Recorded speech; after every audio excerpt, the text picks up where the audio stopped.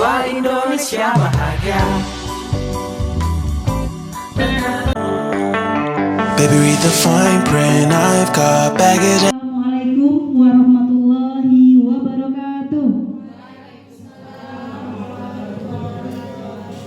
Yang kami hormati Bapak Kepala Sekolah SMP 10 Batin Solapan, yang kami hormati Bapak Ibu Guru Hebat SMP 10 Batin Solapan, dan yang kami hormati Bapak Ibu staf tata usaha SMP 10 Batin Solapan, dan yang tentunya yang kami hormati juga Ibu yang akan sebagai guru CGP yang akan menyampaikan nanti diseminasi budaya positif pada pagi hari ini. Puji syukur kita ucapkan atas kehadiran Allah Subhanahu wa taala yang telah melimpahkan karunia-Nya sehingga kita dapat.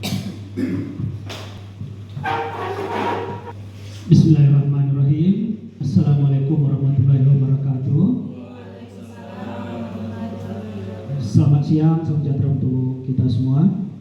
Yang kami hormati Bapak Ibu Majelis Guru, staf TU dan pegawai yang hadir di dalam ruangan ini.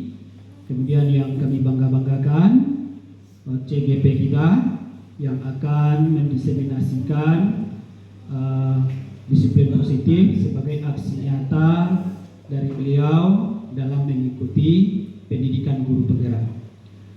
Sebagai umat beragama, sama-sama kita ucapkan alhamdulillahirabbil alamin, pertanda puji dan syukur kita kepada Allah Subhanahu wa taala. Mudah-mudahan setiap kegiatan kita itu diberkahinya. Kemudian kita selalu diberikan kekuatan dan semangat untuk menjalankan semua aktivitas kehidupan ini. Karena yang namanya kehidupan di yaumil akhir nanti. Amin, Allahumma amin. Baik Bapak Ibu, sebagaimana Bapak sampaikan di rapat kelulusan tadi, bahwasanya jam 11 ini CGP kita yaitu Bu Amel. Selamat siang kepada Bapak Kepala Sekolah, kepada kawan-kawan sekalian. Saya berdiri di sini tidak untuk mengajari, saya hanya berbagi dari apa yang telah saya dapatkan di pembelajaran selama 2 bulan CGP Angkatan 10 Kabupaten Bengkalis. Jadi kalau nanti ada yang salah, mohon kita sama-sama membenarkan apa yang saya sampaikan.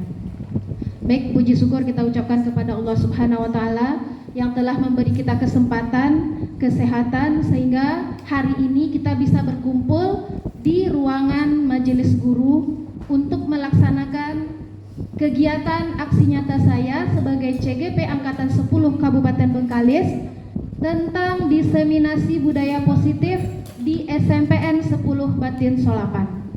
Nah, untuk langkah pertama, minta bantu Bu Siska.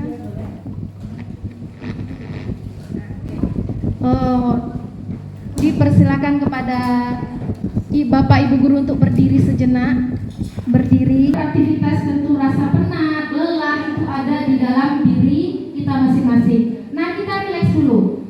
Silahkan berhadapan dengan pasangannya.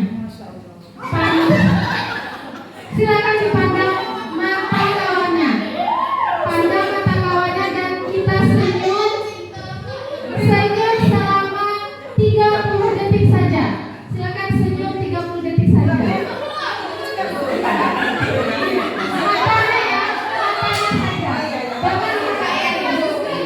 Matanya saja, jangan lihat yang lain. Kalau dipaksa senyum jadi ikhlas. Selamat sampai.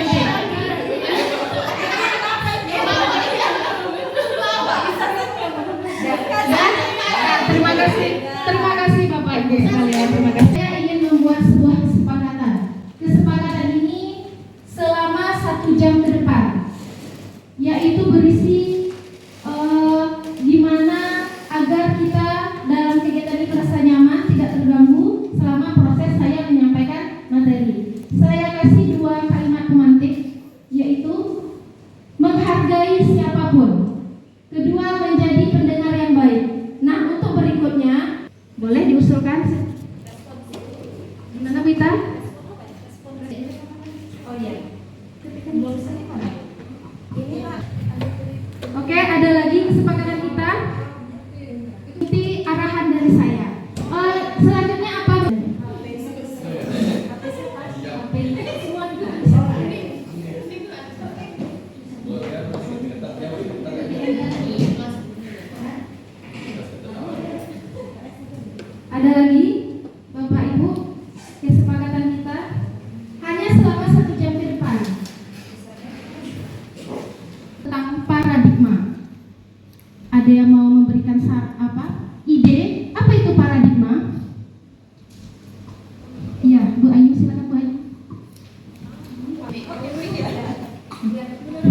Terima kasih Bu Amel.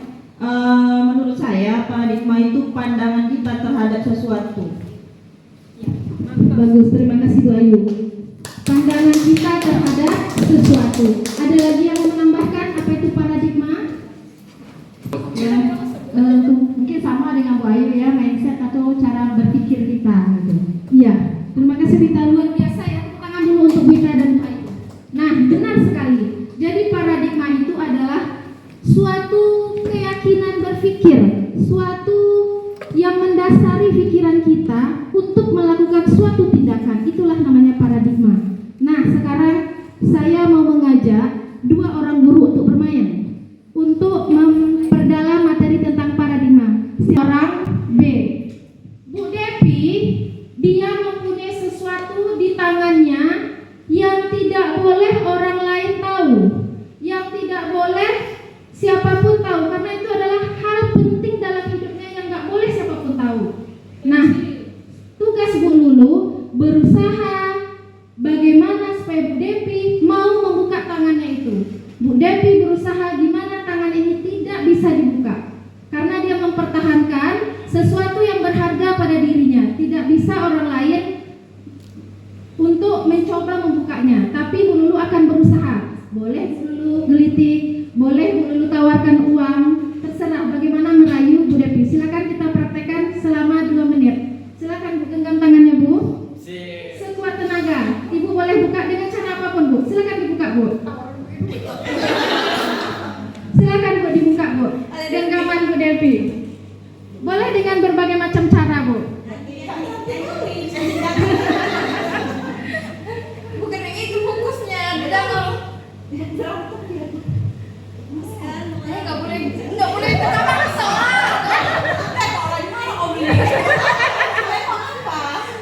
Sampai terbuka Bu. Ayo Bu, berusaha Bu sampai terbuka Bu. Sampai Kalau tangan kita ada lukanya itu kayak itu nggak pernah kuat aja. Tengok dulu. Kalau tahu kan saya. Iya. Jadi aku penasaran bisa buka. Boleh. Dia tergantung Ibu mau buka atau tidak, tergantung Ibu. Mau buka atau tidak? Iya, terserah Ibu. Karena Ibu yang mengontrol. Mau Ibu buka atau tidak terserah Ibu. Tangan aku ada lukanya. Iya. Belum. Belum. Rayuannya belum maksimal tuh Bu Lulu. Bisa lagi yang lo. Siapa lagi yang mau merayu? Ada yang mau merayu? Ada yang bisa buka tangan Bu Devi? Boleh Mami, boleh digelitik asal dibuka. Itu yang namanya kontrol dari luar. Oke, nggak bisa. Oke, waktu habis Bu. Bu Lulu silakan duduk. Sesuatu yang kita genggam yang tidak boleh orang lain tahu, kita pertahankan.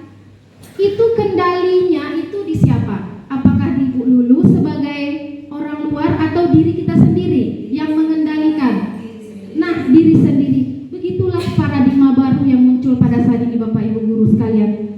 Kalau dulu namanya stimulus respon, dikasih stimulus kembali ke kita respon. Namun sekarang tidak, ada namanya paradigma baru yaitu teori kontrol namanya. Nah, teori kontrol inilah yang mendasari kenapalah muncul budaya positif di sekolah, yang didasari, yang dikontrol oleh bahwa bila kita ingin membuat kemajuan perlahan, sedikit-sedikit ubahlah sikap atau perilaku Anda. Namun, bila kita ingin memperbaiki cara-cara utama kita, maka kita perlu mengubah kerangka acuan kita. Ubahlah bagaimana Anda melihat dunia, bagaimana Anda berpikir tentang manusia, ubahlah paradigma Anda, skema pemahaman dan penjelasan aspek-aspek tertentu tentang realitas. Ini pendapat para ahli pada tahun 1991. Nah, inilah yang dipakai sebagai landasan oleh modul kami 1.4 tentang disiplin positif. Budaya positif itu terdiri dari 6 bagian. Yang pertama, disiplin positif. Yang kedua, motivasi perilaku manusia. Yang ketiga, keyakinan sekolah atau kelas.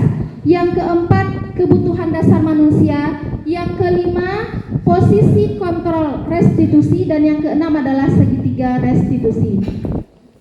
Kita bahas dulu tentang disiplin positif. Oke, disiplin positif ini kalimat kata yang bukan baru lagi ya, di PMM sudah pernah kita dengar disiplin positif. Nah, siapa yang tahu apa itu disiplin positif? Tadi sudah disampaikan juga oleh kepala sekolah kita. Ada yang mau mengungkapkan kembali apa itu disiplin positif? Ada yang mau mengungkapkan apa itu disiplin positif? Gimana Bu Yana, senyum-senyum? Bu Yana mau mengungkapkan apa itu disiplin positif? Di sini nggak ada salah benar. Terima kasih kepada Bu Amel atas kesempatannya. Menurut saya disiplin positif itu kita melakukan hal-hal yang baik, tentunya di sekolah dalam hal ini secara terus menerus, secara berkesinambungan gitu, melakukan hal-hal yang baik, misalnya dengan pagi hari kita menyambut anak-anak sekolah dengan memberikan senyum, sapa, salam, dan seterusnya. Begitu Bu Amel. Terima kasih. Terima kasih Bu Yana atas pendapatnya. Ditambahkan oleh Pak Heru, silakan Pak Heru. Ayo Pak Heru, tambahkan Pak Heru. Bismillahirrahmanirrahim. Assalamualaikum warahmatullahi wabarakatuh. Kalau menurut saya disiplin positif itu pendekatan ke siswa itu menggunakan hubungan secara emosional yang mengutamakan hal-hal yang membangun kepercayaan diri kita atau hubungan kita ke siswa lebih baik lagi tanpa menggunakan sanksi ataupun kekerasan terhadap kepada anak atau lulusan didik. Itu dari saya. Terima kasih. Terima kasih Pak Heru dan Bu Yana. Tepuk tangan dulu Bapak Ibu Pak Heru dan Bu Yana.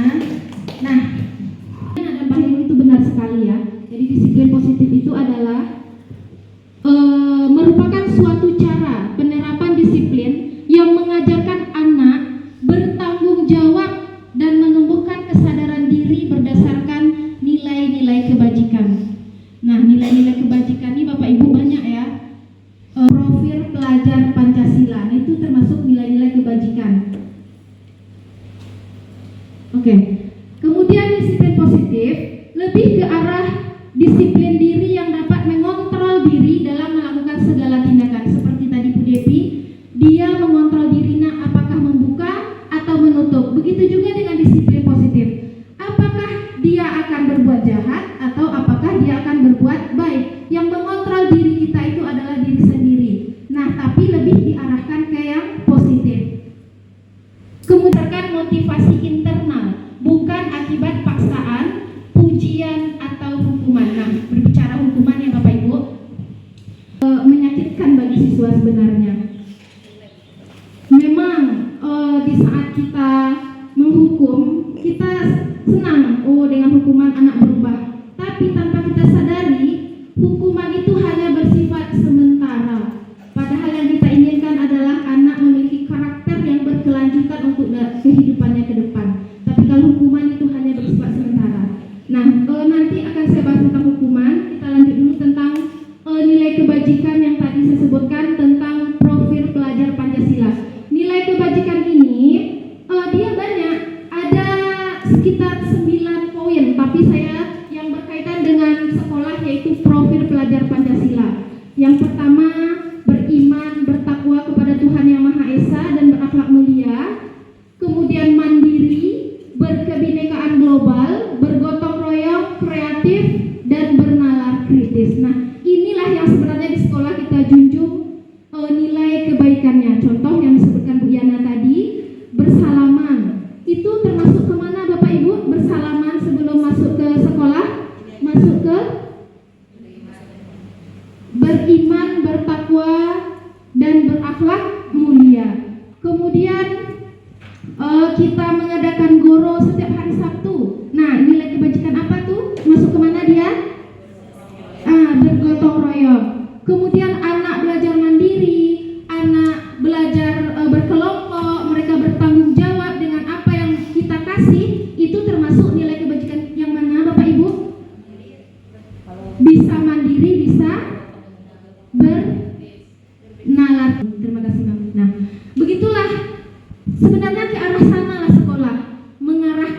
disiplin positif ini ke nilai-nilai kebajikan sesuai dengan profil pelajar Pancasila. Nah, lanjut.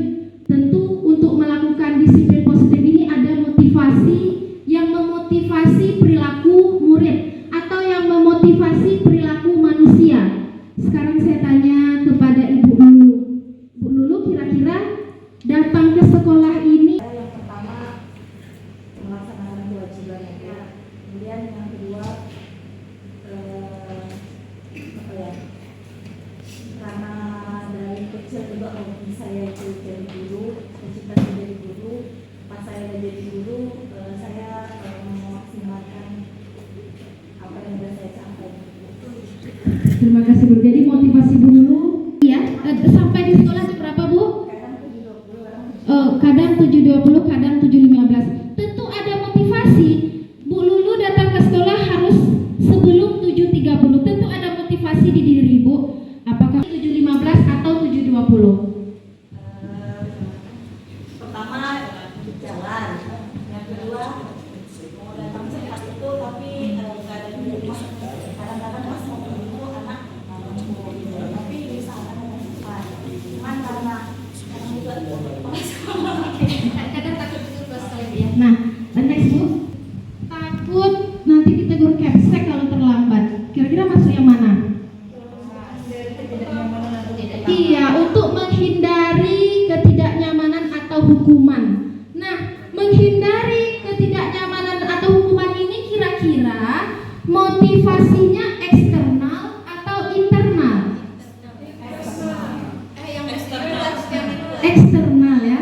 Nah, jadi benar. Jadi kalau kita takut kena marah sama kepala sekolah itu eksternal.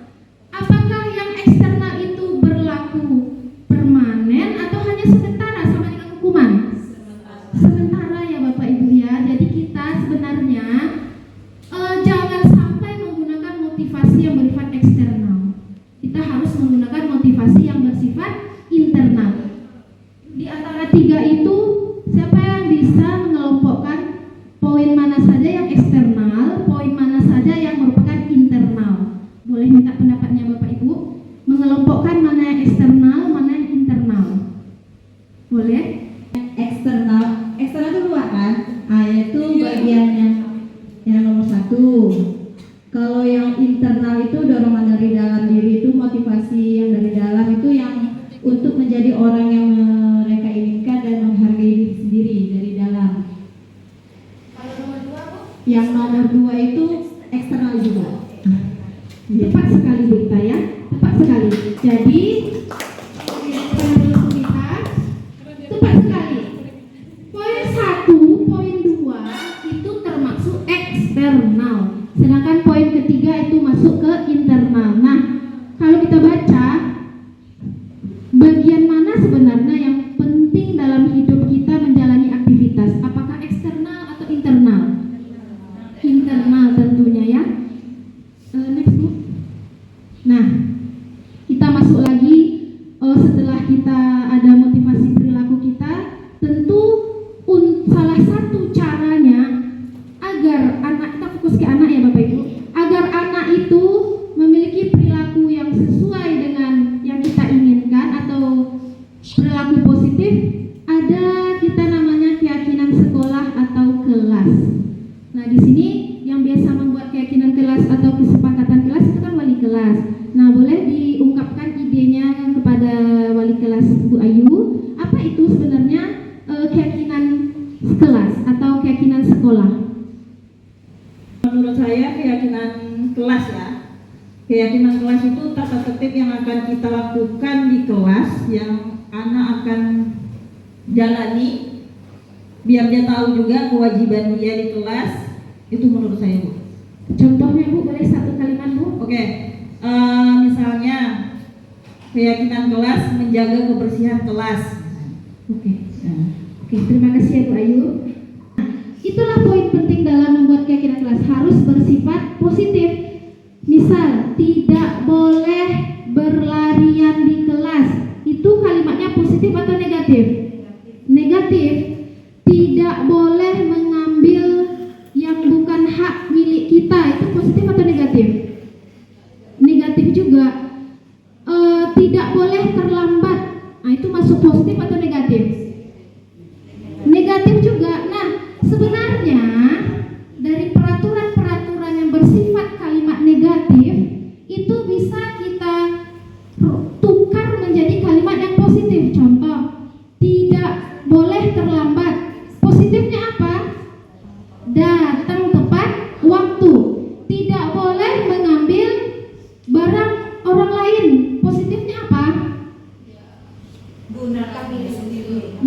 menggunakan milik sendiri. Tidak boleh berlarian di dalam kelas. Apa positifnya? Duduk dengan tertib. Nah, itulah. Jadi langkah-langkah membuat keyakinan kelas itu salah satunya Bapak Ibu, tukar kalimat negatif menjadi kalimat positif. Berarti untuk kelas 7 saya rasa sudah menggunakan kalimat positif semua. Lanjut Bu. Nah, apa peran guru di dalam membuat keyakinan kelas? Yaitu mewujudkan terbentuknya keyakinan sekolah atau kelas dengan adanya kesepakatan antara guru dan. Bagaimana cara waktu Ibu membuat keyakinan kelas?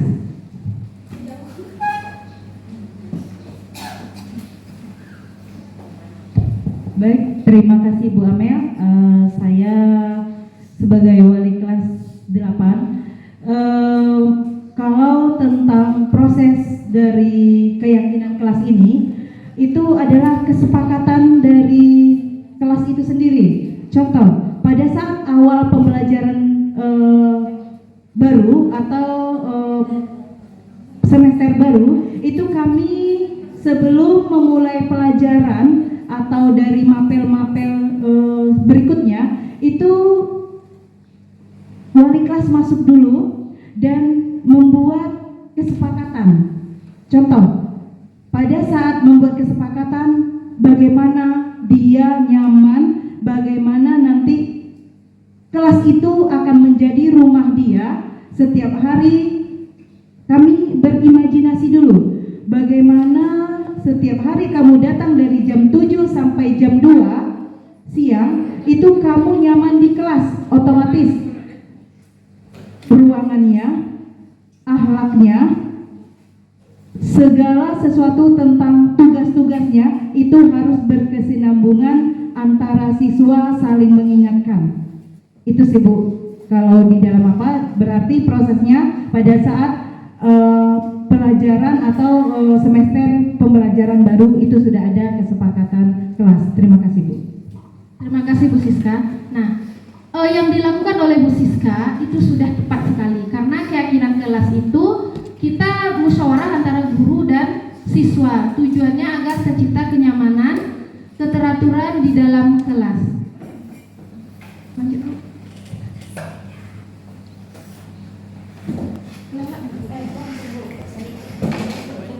Nah, keyakinan kelas itu berupa pernyataan-pernyataan universal yang mudah diingat dan dipahami dan harus diterapkan di lingkungan sekolah. Nah, ini contoh, lanjut Bu. Contoh saya kemarin mempraktekkan membuat langkahnya sama dengan Bu Siska. Saya musyawarah dulu, musyawarah dengan kumpulkan anak, kemudian minta pendapat anak kira-kira apa-apa saja yang kita butuhkan selama proses pembelajaran matematika. Itu saya suruh mereka membuat di sticky note, kemudian ditempelkan di papan tulis. Mereka beragam itu model membuatnya. Tidak boleh pakai kalkulator katanya. Tidak boleh panggil-panggil nama mama, bapak katanya. Tidak boleh nama anak-anak ya Bu, kita tampung semua ide mereka. Nanti kita arahkan ke kalimat yang positif. Tidak boleh berlarian Bu, tidak boleh ngambil pena teman, banyak tuh beragam saya baca itu. Nah, setelah itu saya arahkan merubah yang kata negatif itu ke kalimat yang positif. Namun setelah itu saya kaitkan dengan nilai kebajikan yang ada di sekolah. Contoh tentang kehadiran. Kehadiran ini kan berkaitan dengan disiplin. Saya buat di sana, siswa harus datang tepat waktu dan tepat waktu untuk setiap sesi berikutnya. Kita kan mapel kan per sesi itu beda-beda Bu. Jadi saya tetapkan per sesi itu misalnya MTK, setelah saya sebelum saya misalnya rohis misalnya. Jangan sampai telat masuk ke dalam kelas seperti itu prosesnya. Hampir sama dengan Bu Siska yang Bu Siska kerjakan. Nah, berarti selama ini wali kelas sudah menerapkan salah satu cara membuat keyakinan kelas. Nah, setelah 3 topik, dia kan ada 6 topik Bapak Ibu. Setelah 3 topik, kita relax dulu lagi, relax. Karena kalau terlalu banyak materi nanti tak satu pun yang nyangkut. Kita ice breaking lagi ya. Banyak ya, banyak beragam kebutuhan dasar manusia. Lanjut Bu. Lanjut. Manusia itu ada bertahan hidup, kasih sayang dan rasa diterima, penguasaan, kebebasan dan kesenangan. Kita lihat contoh kasus. Lanjut Bu. Contoh kasus. Nah ini, lewat Bu. Oke. Contoh kasus. Ibu Ayu, guru wali kelas 7, sedang bingung menghadapi ulah salah satu murid di kelasnya, Panda. Beberapa anak telah mengeluhkan Panda yang seringkali meminta bekal makan siang mereka dengan paksa. Jika Anda menghadapi situasi seperti Ibu Ayu, apa yang akan Anda lakukan? Menurut Anda, kira-kira apa alasan Panda melakukan hal itu? Nah, tentu beragam alasan Panda meminta makan siang kawan-kawannya. Kita cek alasan yang pertama. Mungkin karena ia lapar dan orang tuanya tidak membawakannya bekal makan siang. Maka kebutuhan dasar yang sedang berusaha dipenuhi Panda adalah kebutuhan untuk bertahan hidup. Lanjut Bu.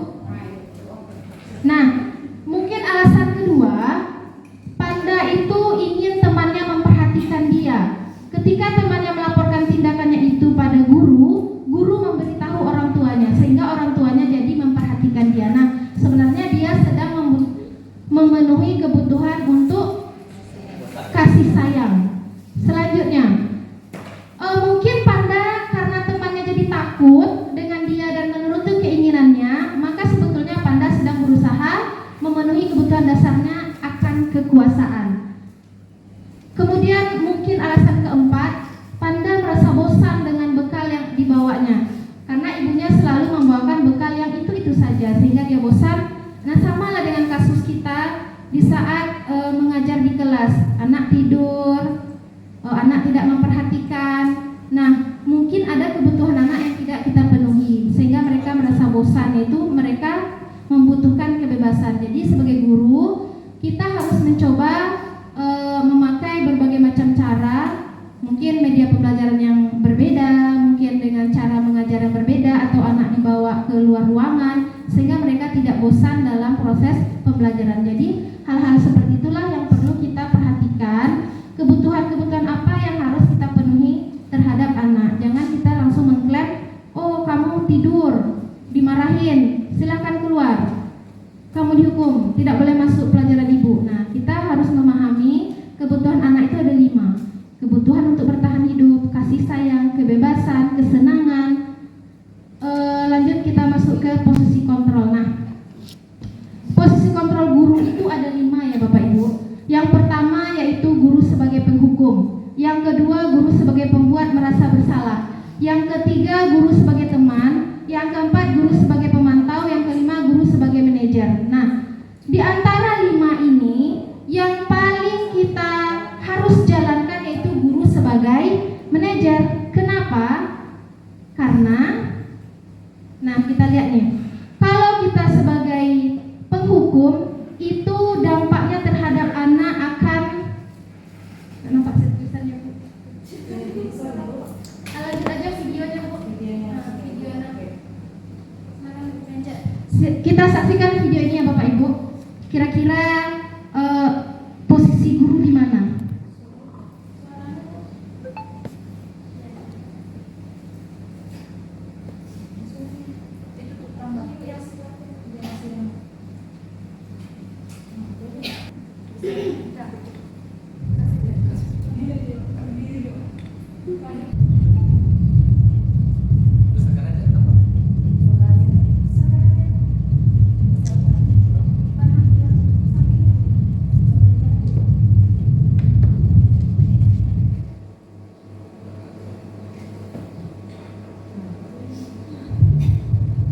Maaf Pak, saya terlambat. Dani, kamu lagi. Kamu itu nggak kapok-kapok ya? Bapak kasih hukuman, capek Bapak Dani. Langsung aja, sini tangan kamu.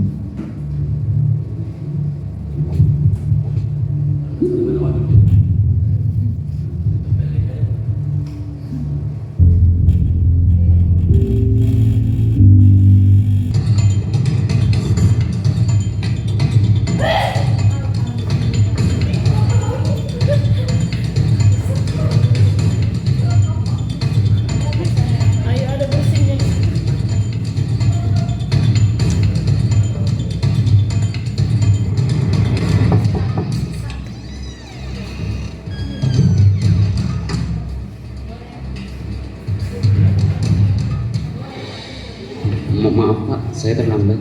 Dani, kamu tahu nggak sekarang ini jam berapa? Jam 1 siang Pak. Dan kamu tahu kan jam Bapak itu mulainya jam berapa? Jam setengah 1 siang Pak. Kamu itu kan kelas siang ya? Kok masih bisa datangnya terlambat? Maaf Pak, sebenarnya saya... Udah, sebagai hukumannya ulurkan kedua tangan kamu. Ingat ya, yang lainnya jangan mencontoh Dani. Kalau kalian nyontoh, ada nih yang lanjutkan dia lagi, harus tahu akibatnya. Dulu. Oke, anak-anak sekalian, buka halaman 120. Silakan kalian baca dulu itu bab 2. Bila ada yang ingin ditanyakan, langsung tanyakan kepada Bapak.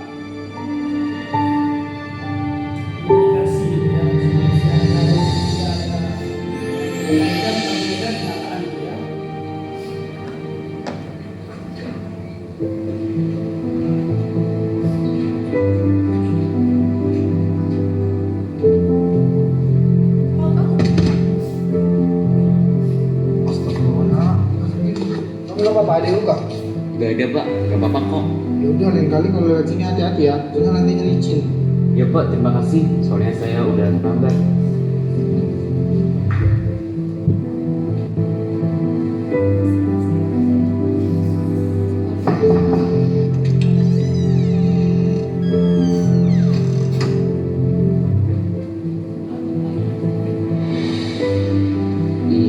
Maaf Pak, saya terlambat. Dani lagi. Kenapa ya? Kamu ini kok nggak bisa jadi anak disiplin seperti yang lainnya? Dani, teman-teman kamu nih yang lain bisa datang tepat waktu. Bahkan ya, setengah jam sebelum jam Bapak mulai, mereka sudah datang. Maaf Pak, sebenarnya tadi... Udah, Dani, diam. Bapak nggak mau dengar apapun alasan kamu. Kamu tahu kan? Harus apa? Sini, kedua tangan kamu.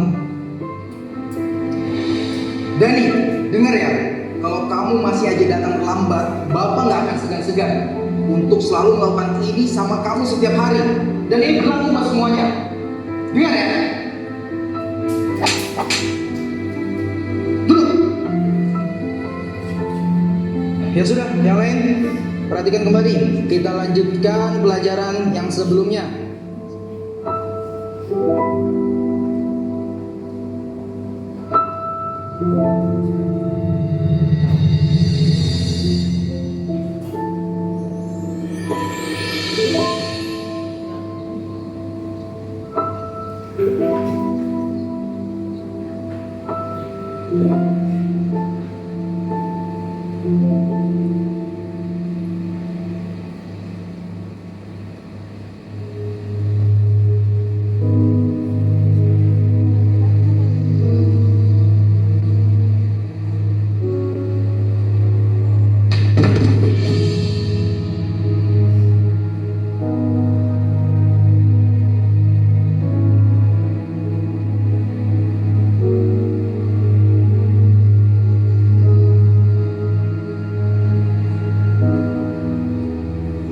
Ini kardusnya mau dibawa kemana Pak? Biar saya bantuin.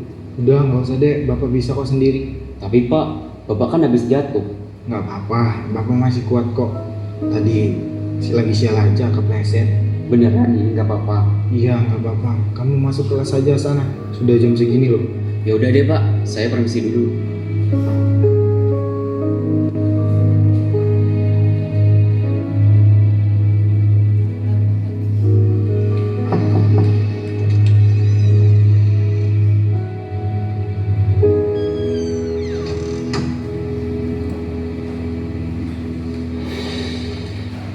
Maaf Pak, saya terlambat. Dani, kamu lagi.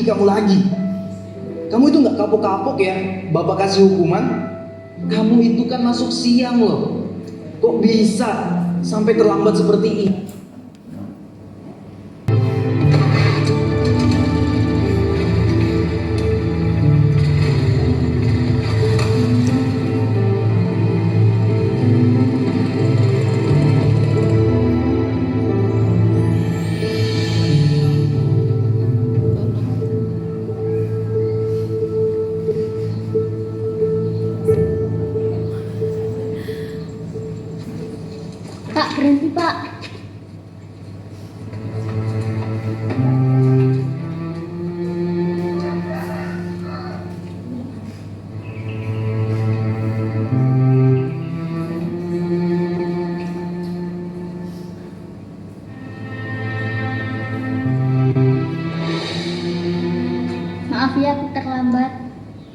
apa-apa dek, cepet sepatunya, kakak udah terlambat. Tak ada manusia yang terlahir sedunia. Jangan kau sesali segala yang telah terjadi. Ini kak sepatunya. Loh, itu tangan kamu kenapa dek? Ini tadi habis jatuh kak. Ya Allah, hati-hati dek, nanti diobati. Ya kak, ini nanti Arma obatin.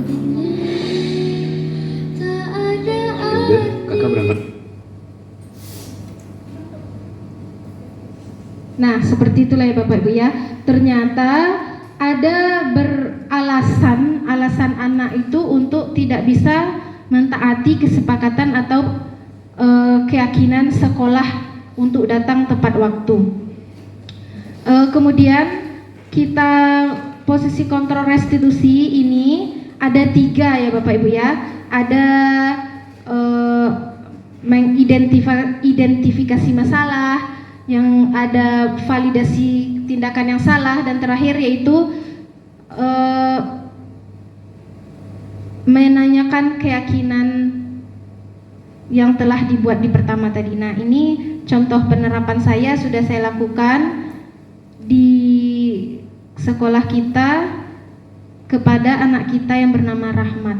Nah, ini sebagai bahan Bapak Ibu, ini saya lakukan sesuai dengan segitiga restitusi. Bisa nggak diputar ya? Nah, kabar Rahmat. Rahmat tahu kenapa dipanggil di sini.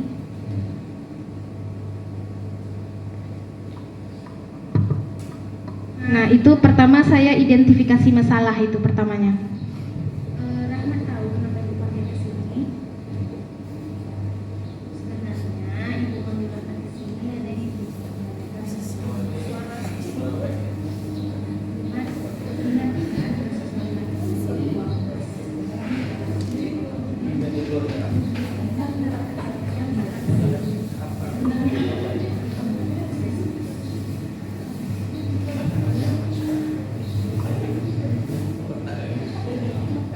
Nah, di identifikasi masalah, saya menanyakan kenapa Rahmat berbuat waktu itu saya di sini dia mencuri uang kelas waktu itu.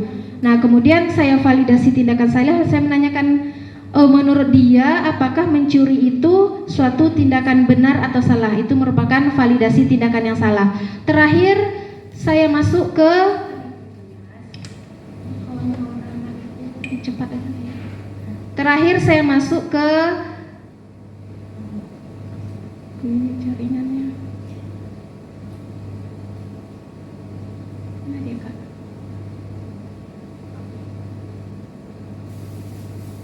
Terakhir saya masuk ke menanyakan keyakinan yang sudah dibuat di saat awal dengan wali kelas. Nah, seperti itulah segitiga restitusi. Jadi kita tidak langsung menghukum atau mencap anak telah berbuat salah. Jadi ada prosesnya. Salah satu prosesnya bisa dengan melakukan segitiga restitusi.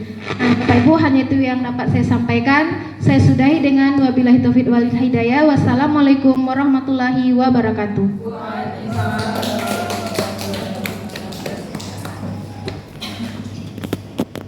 Boleh sekali lagi kasih tepuk tangan untuk Bu Amel Melia Israni. Oke, baik. Alhamdulillahirrabbilalamin. Pada siang hari ini luar biasa ilmu yang sudah kita dapatkan. Semoga dengan penyampaian materi sendiri lalu ke anak dan teman-teman sejawat kita. Itu saja. Yang jelas sepertinya dari sini bisa kita simpulkan bahwasanya pendekatan itulah yang paling benar dan baik dan bijaksana oleh kita sebagai seorang guru. Baik, terima kasih Bu Amel, terima kasih Bapak Kepala Sekolah. Sekian acara kita pada siang hari ini. Saya sebagai pembawa acara undur diri yang salah itu dari saya, yang benar itu dari Allah. Saya tutup dengan ucapan Assalamualaikum warahmatullahi wabarakatuh. Sehangat sang mentari, secerah sang pelangi, sambutlah kami sang pengubah negeri. Guru bergerak pasti, berbagi dan mengabdi, religi dan mandiri, solusi untuk negeri. Bergerak cerdaskan bangsa, gotong royong dalam satu irama. Merdeka belajar siswa, cerdas dan berkarakter Pancasila. Taklukkan rintangan yang ada, percaya yang kuasa guru penggerak akan selalu ada untuk siswa Indonesia bahagia. Kasus pertama yaitu Rahmat telah mengambil uang tabungan kelas teman-temannya yang disimpan oleh bendahara kelas. Rahmat, apa kabar Rahmat? Alhamdulillah. Rahmat tahu kenapa Ibu panggil ke sini? Ya. Sebenarnya Ibu manggil Rahmat ke sini ada yang Ibu mau tanyakan masalah kasus kemarin. Rahmat, ingat kan kasus Rahmat mengambil uang kas kelas 8 kemarin? Bisa nggak Rahmat sebenarnya apa yang terjadi, gimana prosesnya?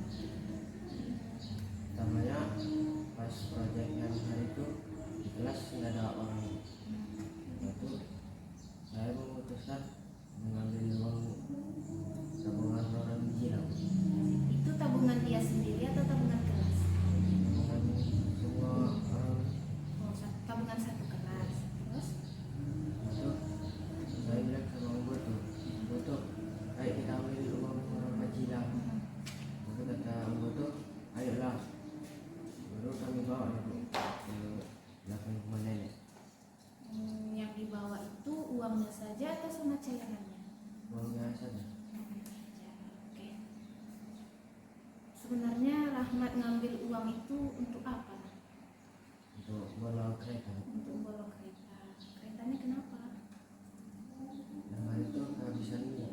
Kehabisan minyak. Jadi untuk beli bensin.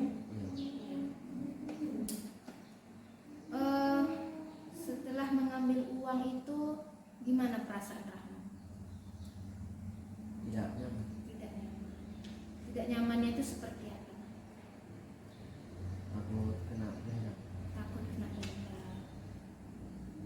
Namanya kalau kita mencuri itu denda seperti apa yang Rahmat dapat? Nggak bisa sekolah di sini lagi. Bisa sekolah di sini lagi. Dari kegiatan Rahmat mengambil uang fazilah tersebut, kesepakatan atau keyakinan apa yang sudah Rahmat langgar?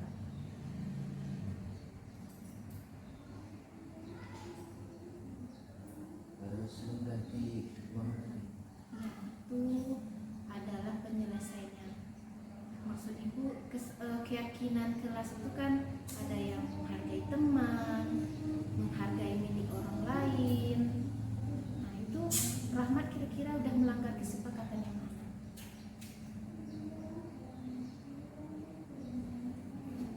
Mengambil yang bukan hak milik Rahmat atau mengambil hak orang lain.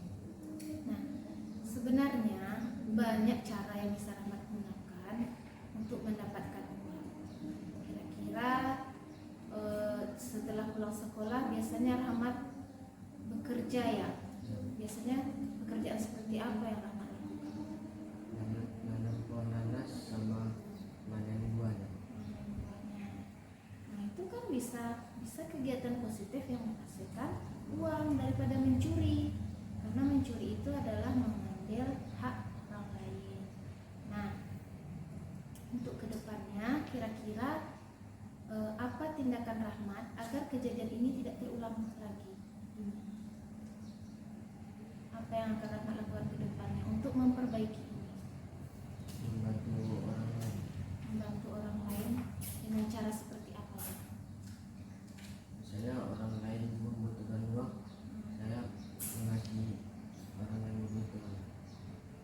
Kalau seandainya Rahmat nggak punya uang gimana?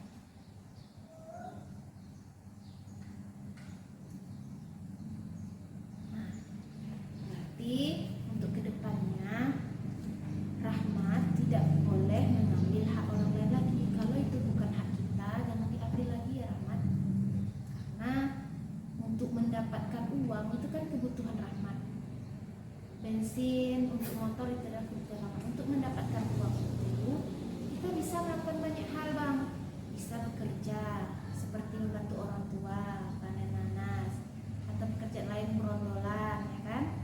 Nah, apakah Rahmat yakin untuk kedepannya Rahmat tidak mengulangi lagi kejadian seperti itu? Seberapa yakin Rahmat tidak akan mengulangi lagi? 100% saya. Menurut Rahmat, apakah Rahmat nanti setelah kembali ke kelas itu kawan-kawan Rahmat itu apakah bisa menerima Rahmat kembali? Nak? Apakah mereka akan percaya lagi dengan Rahmat? Bagaimana cara Rahmat masuk lagi ke dalam kelas? Bagaimana Rahmat itu mengambil hati lagi kawan-kawannya agar Rahmat bisa diterima lagi di dalam kelas? Mereka tidak takut sama Rahmat karena Rahmat udah pernah mencuri. Nah, kira-kira apa yang Rahmat lakukan agar mereka mau menerima Rahmat kembali dan tidak mencap Rahmat sebagai pencuri? Saya mengaku bahwa saya mengambil uang dan saya mengganti rugi. Rahmat mengakuinya, kemudian Rahmat mengganti rugi uang tersebut. Bagus tuh Rahmat, karena kalau kita sudah mengakui berarti kita sudah tahu kita salah. Dan jangan lupa Rahmat sampaikan maaf kepada kawan-kawan bahwa Rahmat khilaf telah melakukan kesalahan, ya Rahmat. Mudah-mudahan Ibu berharap Rahmat pasti bisa nak. Tidak dengan cara yang salah mendapatkan uang, tapi banyak cara yang lain, Rahmat. Bisa Rahmat pegang ucapan Rahmat tadi, bisa Rahmat berjanji kepada diri Rahmat. Oke, itu saja yang ingin Ibu berikan kepada Rahmat penguatannya. Mudah-mudahan Rahmat kedepannya bisa lebih baik. Terima kasih ya Rahmat. Setelah saya mengakui kesalahan saya sudah berjanji kepada Bu Amel, saya sudah bahagia dan Bu Amel sudah memperhatikan saya.